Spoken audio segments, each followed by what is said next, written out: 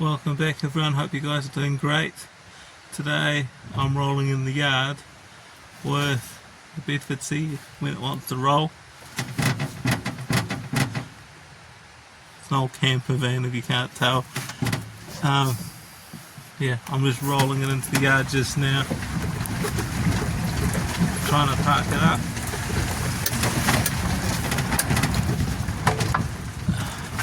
It rolls pretty good really. I think we'll stop it there. I might push it with a tractor, I'm not sure yet.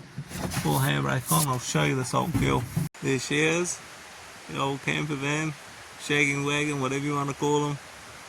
This is an 80s model I believe, the last run of the Bedford CFs.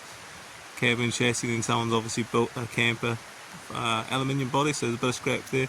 Wooden frame, if it was a steel frame it would be worth restoring, but yeah. It's got a neat look to it, very retro-y looking, but it's only good for parts. So I generally go through about 2 or 3 of these minimum a year scrapping these Bedfords. I've scrapped a lot of them, had a lot of them. The value mainly is in the engine and gearbox. I believe this is auto, which is a bit unusual, but normally the 4-speed Vauxhall boxes are worth a lot of money.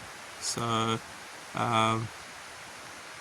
yeah, then normally you get about 500, 600 bucks just for the gearbox. Engines are so if you've got one that's got the original slant 4 like this, they're worth something, but trying to find that person, it's not really worth the hassle. So they'll just scrap. There's odd little bits that people want, like the grills, which is in the back of this, and lights and stuff like that, but generally just get them in, strip them for what's needed, and then just scrap the rest. The suspension in them is quite good. I'm surprised a lot of people don't use them for custom cars because they're an independent suspension, like the Vauxhall Viva HAs. They're a really good suspension, but they're just scaled up, which is good. And the later ones, like these ones, should have disc brakes, the last of them. This one's got drums, so it's an early, that's why I think it's early 80s model. But yeah, I'll show you around it anyway and you can have a look, see. Quite interesting. So you want to check out my camper van, eh? This is it anyway.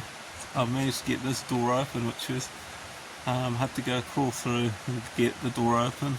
I don't know why it didn't open from the outside, but it's just sticky locks and it doesn't have the key and all that nonsense. But yeah, I'll show you inside, because when I took this door open I almost took the wall off, which is quite interesting. I'll flick you around and you can have a look. When I opened the door, this whole wall almost came with it. It's not really attached to anything, which isn't good. You're greeted with questionably stained carpet with a beautiful love heart rock, which is a bit weird.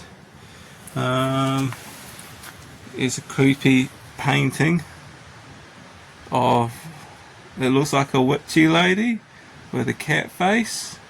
I don't really know. It's a bit weird.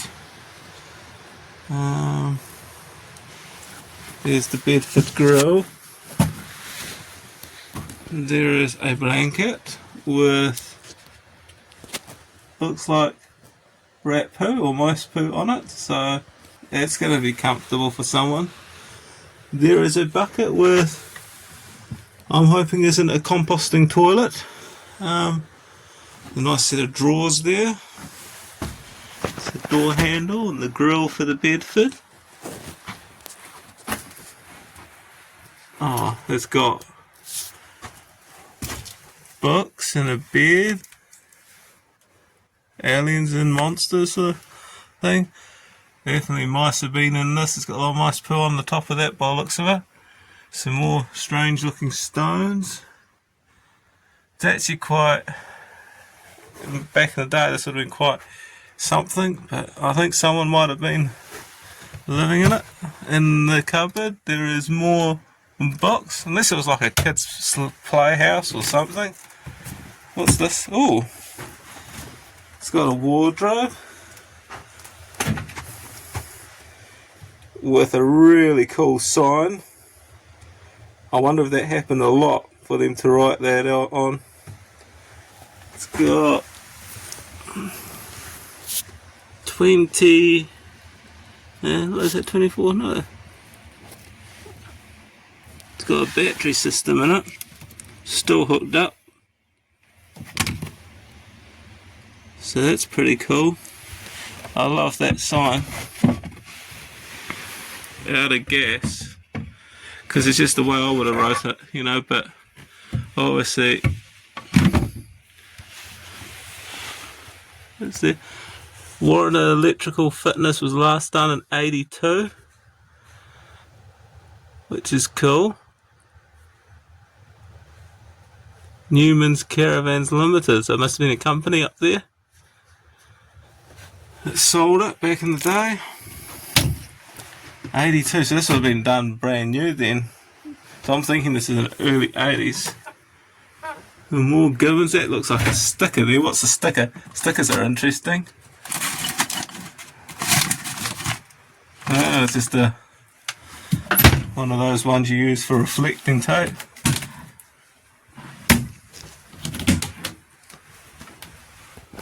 Nothing in that one. Nothing in that one. Oh, a lot of cupboards in it. That one's got carpet in it. I'm waiting to open this and a pile of wasps just billowing out. And then you'll see me running quicker than Usain Bolt.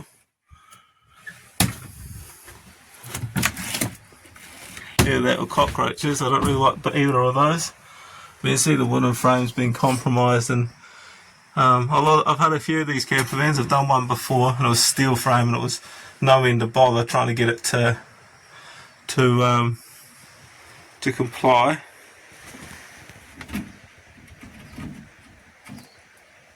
Yeah, it looks like there's a bit of bed down there. I don't think there's anything under there. I think someone must have been living in here with kids or something. There's a lot of kids stuff in here. Engine cover. That's the engine bay side of things. My ear muffs were there because I was thinking about pulling it with a tractor, but decided I'll just roll it down the yard. Have a little test drive. There's some mechanical stuff under the seat. Yeah, someone's been messing about. Someone pulled the carb off the motor, and there's a brick there very close to the driver, so I'm presuming it's an emergency brake. Someone's shoes, I don't think they'll fit me, and it looks like an Audi. It is. I don't know if that's off around the fuel cap, you know, the fuel caps on the TT, or if it's a cap for covering the wheels. Unsure. It's broken anyway. Anyway, that's my neat little caravan. Get out of it, sort of thing. And I will be breaking it for parts. So if you want parts, I've got your parts. I'll show you this. It's quite cool. It's a radio. 205 to 70 by I-14, and it's a ling long, and it's only one of them. Look at the true depth in that. That's deep. It's like never been used. You can get your finger in there. There's got plenty of life. Pity there's not a pair of them, because I like linglongs. Just to say you got linglongs on a car is pretty cool. What's on the back? We got Champion GT radials. But yeah, only one linglong by the looks of it. Yeah, so we got one linglong, and the one on the passenger side, I was like, well, that'd be quite cool. They put 2 new tyres on the damn thing.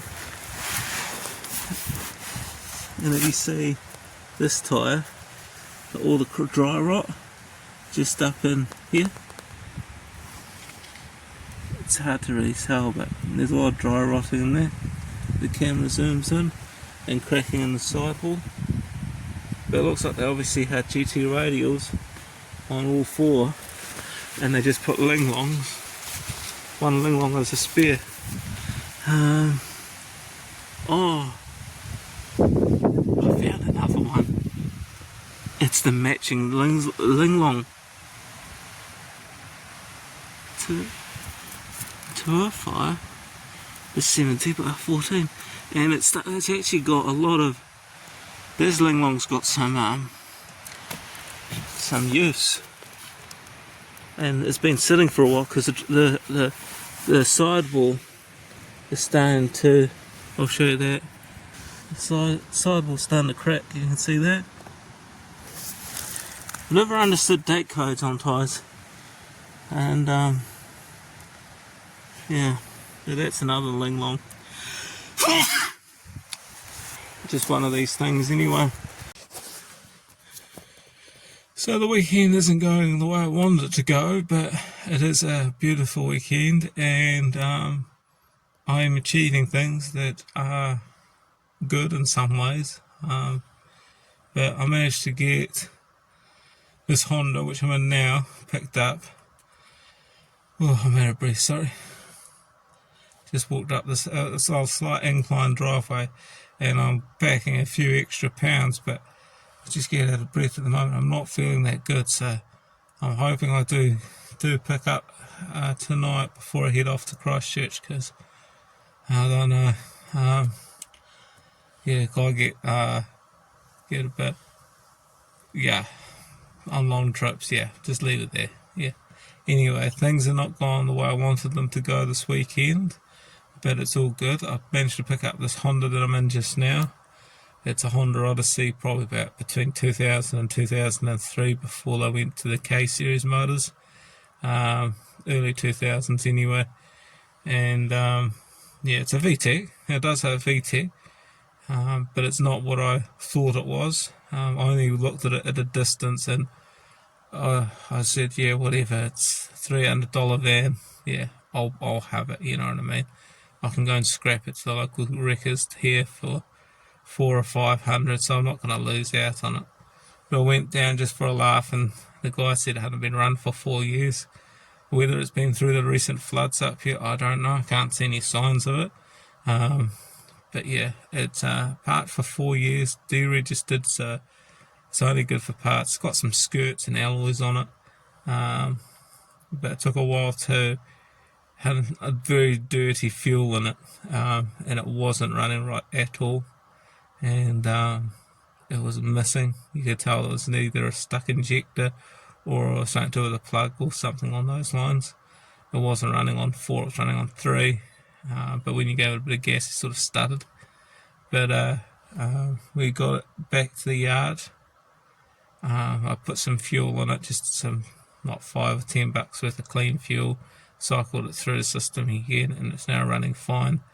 It's a shame, because it's a throwaway design and it's half a decent van, but yeah, it's not what I thought it was. But we got the van here, and we got the Bedford, was just another thing that got delivered here, and the other jobs just came up, so it is alright. I got half the jobs done we wanted to this weekend. I really want to start just making, we had a little bit of space cleared last weekend with some of the cars I went to the wreckers and that, so I would like to spend the rest of the afternoon creating a space for these Austins that are coming in, because I'd rather dump them once instead of double shifting them. I don't like double handling too many things, so I'll try and move the, what is it now? I keep calling it a Vauxhall, and it's not a Vauxhall, the Vanguard. I'll go move the Vanguard away from the public side of the road, because the road does come up here and just stops people poking in and taking bits. I put that in the yard properly and secure behind the Bedford properly, and then I'll go and clear a space for these Austins. I'm going to use this Honda Odyssey because I put gas in it, just a little bit. I'll open the tailgate and just strop the strop through the seatbelt and just pull this Vanguard up the driveway. The Vanguard doesn't have anything really underneath to pull on other than suspension components, so I'll do that, and then yeah, my throat's getting hammered. I'm hoping I haven't got something. Anyway, catch you back in 5 minutes when it's done, or in the process of doing it, one of those two. I've got this little contraption cocked up at the moment in my head. It looks like it's going to work. It's not ideally what I want to do, but I just want to do it, get it over and done with, try something new, learn from my mistakes. If it doesn't work, here's what I've done. Got a strop running around the wishbone of the Vanguard. through the back window of the Honda, through the seatbelt goes through that strop, and hopefully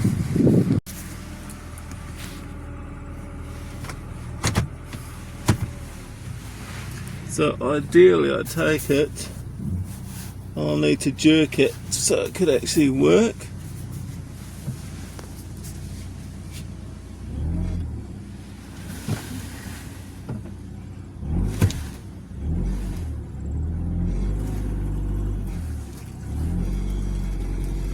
Look at that, that's how you tow a car, people.